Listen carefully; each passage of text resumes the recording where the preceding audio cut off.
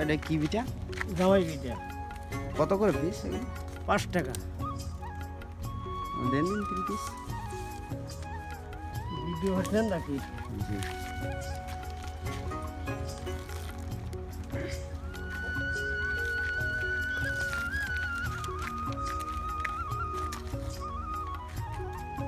হচ্ছে জামাই পিঠা।